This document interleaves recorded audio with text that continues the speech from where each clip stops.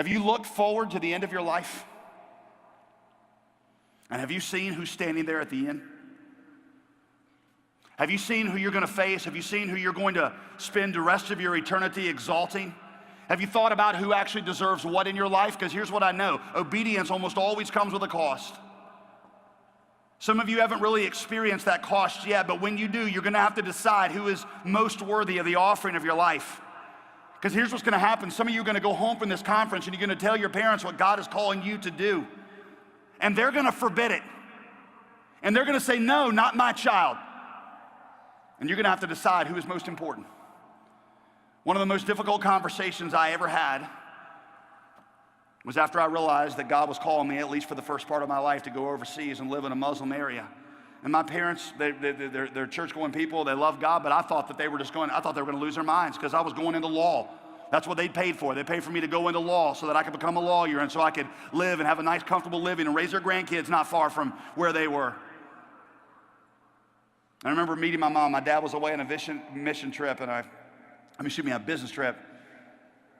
I loved my parents, and I didn't want to disappoint them. And I remember walking in that conversation and saying, Mom, I love you. And I want to make you happy, but there's somebody even more important to me than you. I have to decide whose approval I'm going to seek. Now, by God's grace, they were very supportive.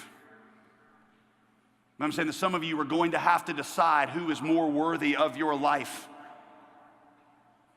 I remember one Muslim I led to Christ, another dream, and I won't tell you the whole story, but he talked about how he knew that this was going to cost, following Jesus was going to cost him everything. And he said, I know that I'm going to lose my job. I know that I'm going to be estranged from my family. I know that I might lose my life. He said, but I know Jesus is worth it.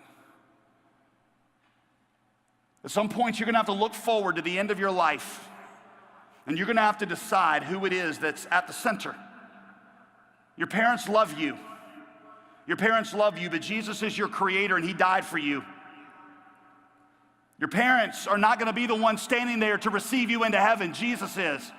We're not going to gather around your family for eternity, and we're not going to celebrate that for eternity. As sweet and awesome as family is, we're going to get together and we're going to proclaim the worthiness of the Lamb who was slain, because without him we would be dead and in hell.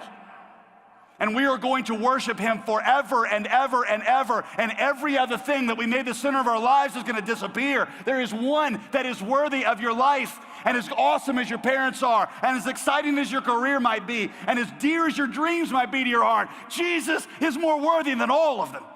And Stephen looks up and he sees that, and he says, you can take my life with these rocks.